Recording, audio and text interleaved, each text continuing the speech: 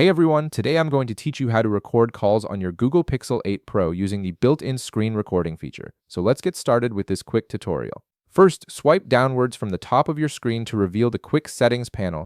This will display various toggles and shortcuts that give you quick access to your device's key features. Among these options, you'll need to locate the screen record icon, which appears as a small circle. This is the tool that will enable you to capture both audio and video from your phone calls.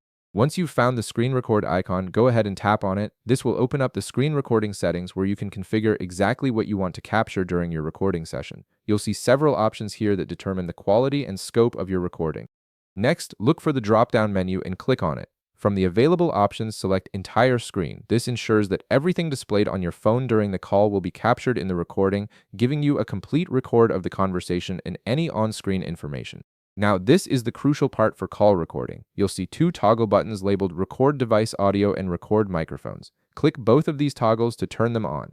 The device audio option captures the sound coming from your phone's speaker, while the microphone option records your own voice. Having both enabled ensures you'll capture both sides of the conversation clearly. With everything configured, click the Start button to begin the screen recording.